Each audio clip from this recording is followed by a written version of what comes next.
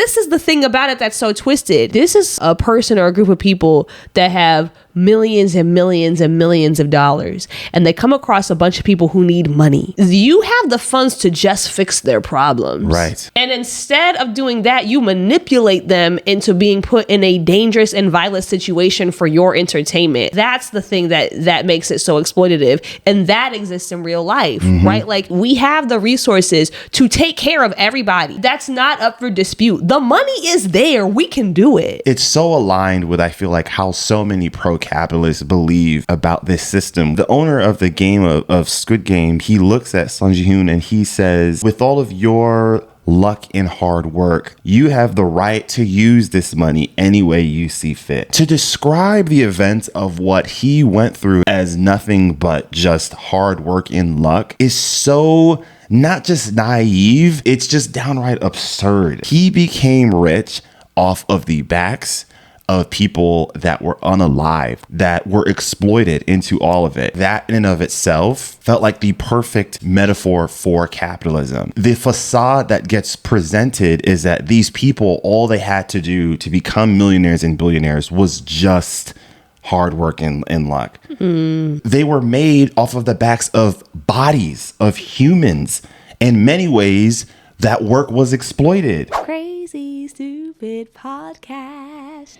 Thank you so much for tuning in. If this is your first time watching, we'd love it if you could hit the like button, the subscribe button, and the bell so that you are aware of when we post things. Hi, everybody. Welcome back to another episode of Crazy Stupid Podcast. And my name is Esther. And I'm Adrian. And today we're here to talk about Squid Game Season 1. Just a whole season review. We're going to try to get Season 2 done also in time for Season 3 so we could do it episode by episode. Well, let's get into it. All right, let's do it. Before we even keep going, I think we should probably just say we're going to really do our best to pronounce the names. Yeah. It's no disrespect, and we really are trying. Yeah. So the main character, Seong Gi Hun, there's not a lot of shows that are built around a character like him, especially how he is introduced to us in the first couple of episodes. When we first meet him, he's kind of a character that has absolutely no redeeming qualities. Yeah. He's irresponsible with his money. He's dishonest. He's not reliable. The parts of him that you come to love as the show goes on, like his kindness and his caring nature,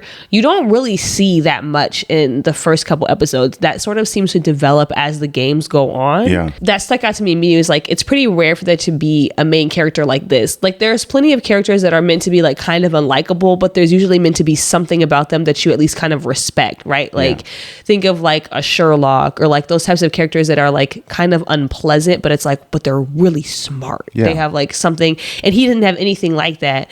And it made me think about how all these characteristics that he has and all these attributes that he has are basically the stereotypes about poor people that are used to justify policies that make people live in poverty, right? It's all of these ideas about like, well, they don't work hard and they're just not being as smart with their money, and they're, all of those stereotypes are literally like embodied in this one character.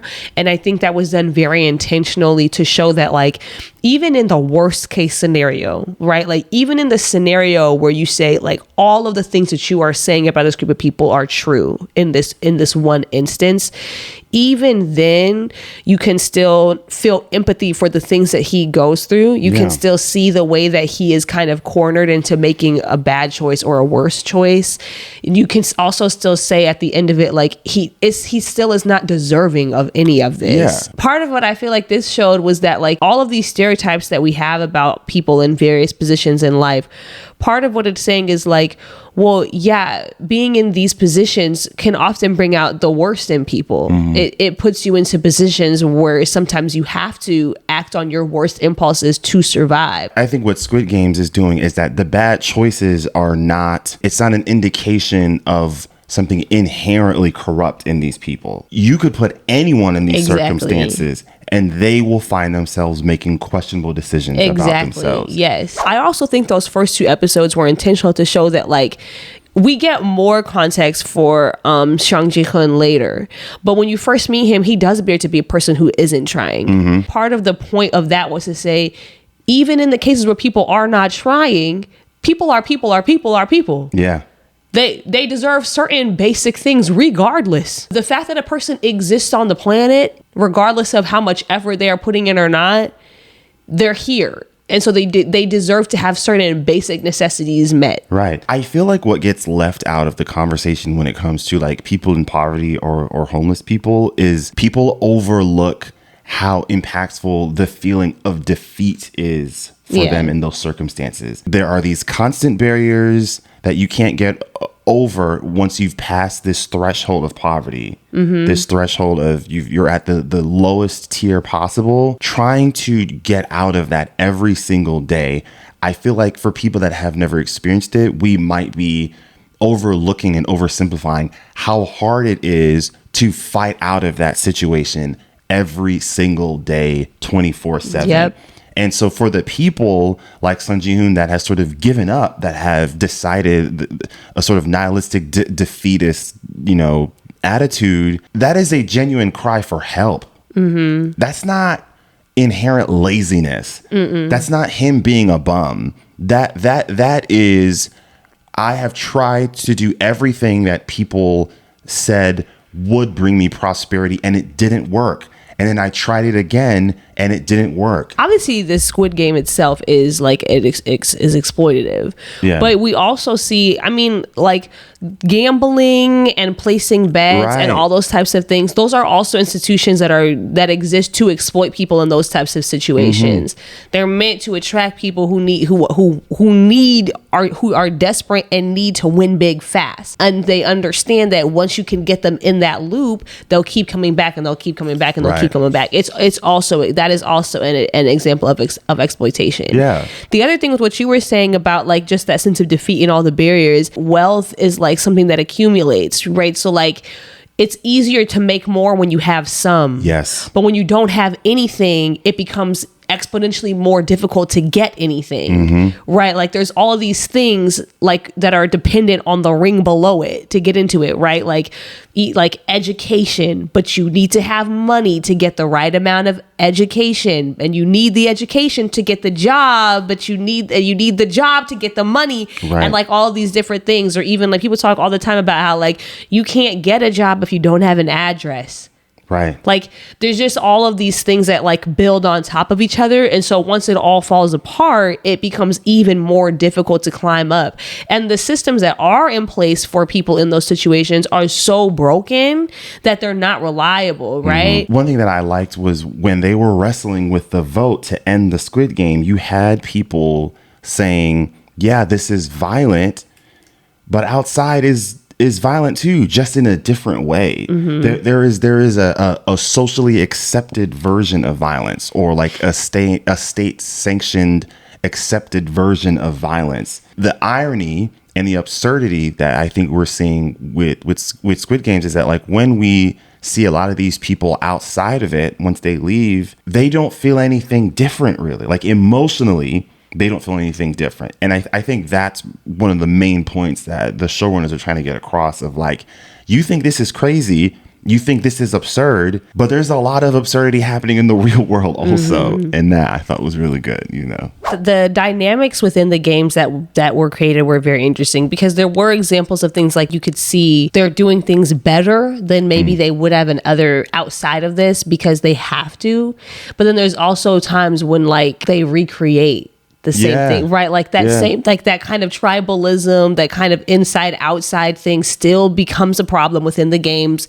People do become insular, and they do create basically ideas of like everybody else can go. We're only, it's just about us 5 people right now. Yeah. And definitely out of necessity, but I think that's something that is mimicking a dynamic that exists in the real world, where other people become like sacrifices that you're willing to make for your own good. I think that the show having the players vote and leave and come back, I feel like was so essential. They sell it for you though in that episode. Like when the people choose to go back, you understand why would all these people choose to come back to the situation after seeing what life is like for them when they leave, right? Like they're in a situation where all of this money that they need that could solve all their problems is like within their eyesight. Yeah.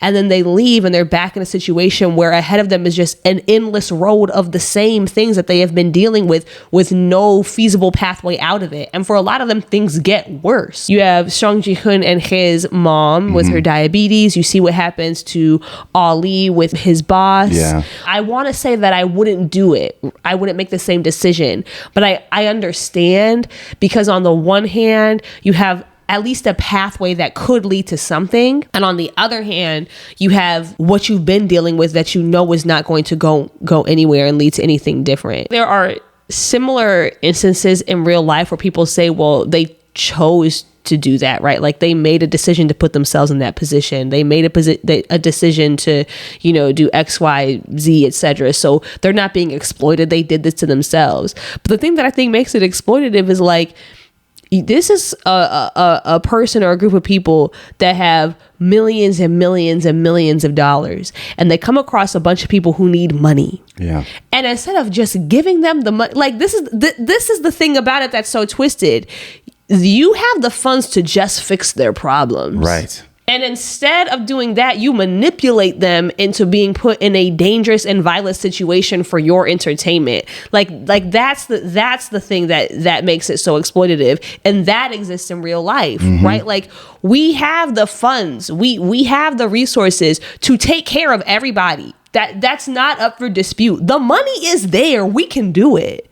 But instead of doing that, we have people jump through all of these hoops. You have to have a job to have health insurance. You have to you have to have this thing to have a roof over your head. You like all of these things that like we could take care of for people. We could make sure that everybody had at least the bare necessities that they need to live and survive. And instead of doing that, time after time after time, society just chooses to put in all of these check boxes, all these things that you have to check off to make sure that you have food, water, and shelter. It's so aligned with, I feel like, how so many pro-capitalists believe about this system. The owner of the game of Squid Game, he looks at Seong Gi Hun and he says, with all of your luck and hard work, you have the right to use this money any way you see fit. And in my mind, I'm like, to describe the events of what he went through in becoming a millionaire or a billionaire as nothing but just hard work and luck is so not just naive, it's just downright absurd. He got this money. He became rich off of the backs of people that were unalived, people that had to sacrifice their humanity, people that had to make questionable decisions that were exploited into all of it. And I feel like that in and of itself felt like the perfect metaphor for capitalism, is that the facade that gets presented is that these people, all they had to do to become millionaires and billionaires was just hard work and luck. But they were made off of the backs of bodies of humans. In many ways, that work was exploited. That work was questionable and immoral in a lot of instances and very unethical. And for him to remove all of that emotion from his thought process in the Squid Game, I feel like it is so telling about how he views human life.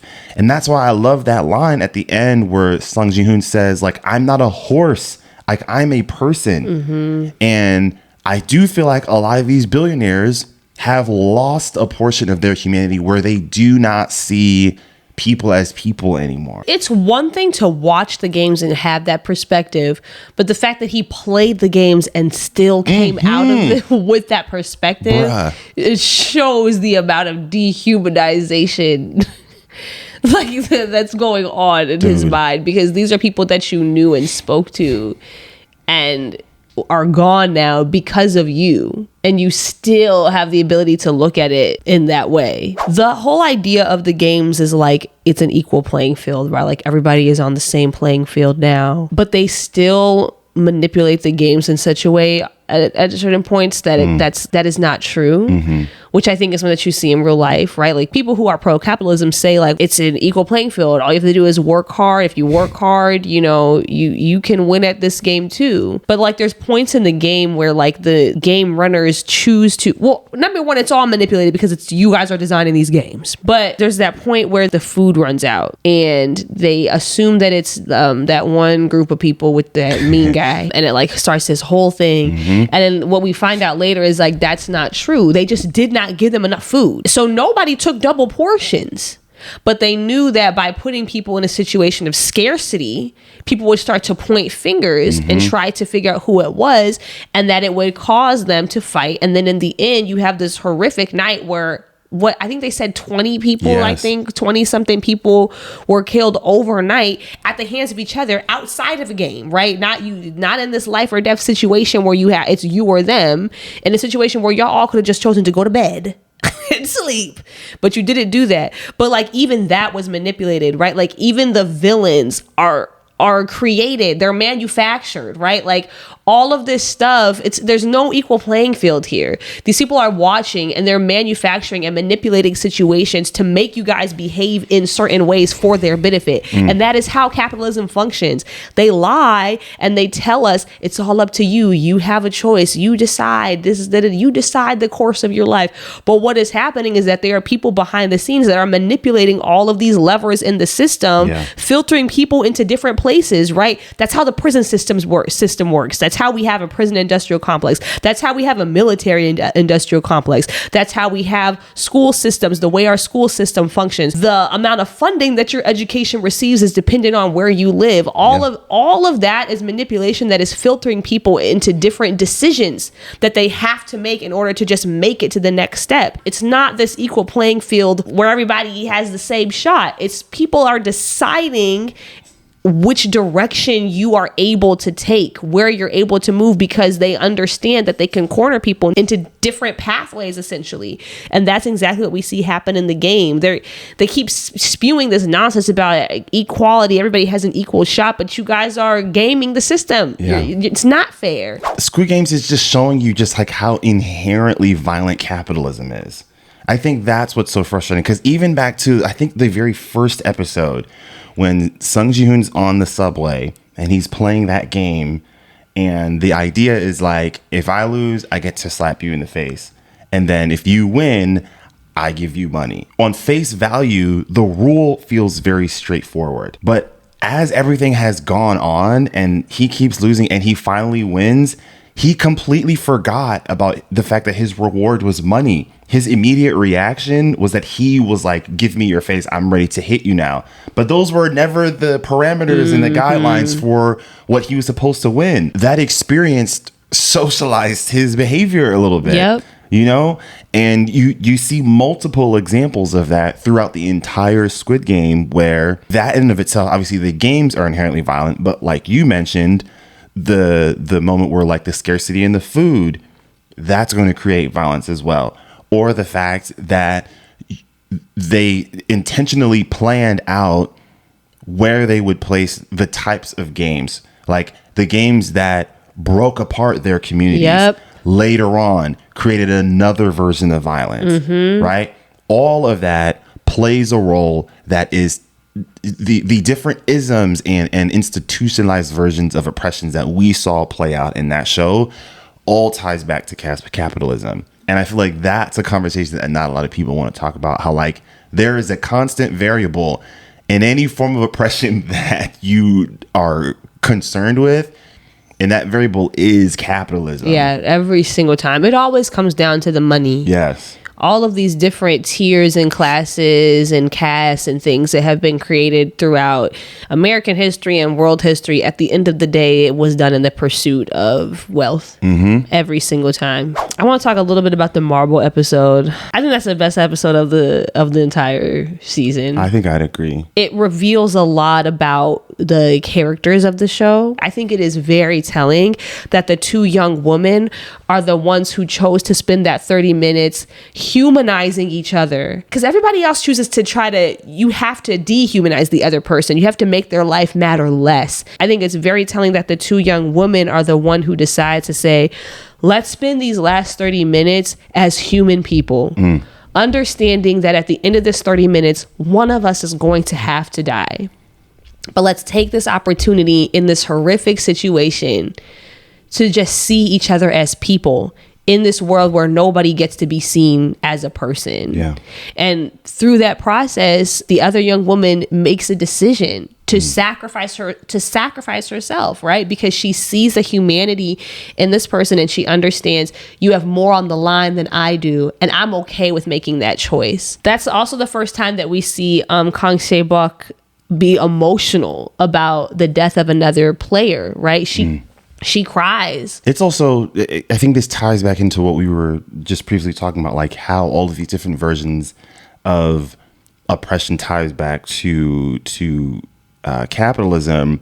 I think the show also sort of revealed how they show up. Right, we saw sexism show up. We saw misogyny show up. We saw xenophobia. We saw xenophobia show up in these games. But there's also some other things that I feel like that show just like outside of just the individual examples of these isms. There was a structural and institutional version in the Squid Game as well. Right, like some of the games were specifically chosen where it could potentially, in theory, put women as a disadvantage, or it created the perception that they would be seen as a hindrance to their success.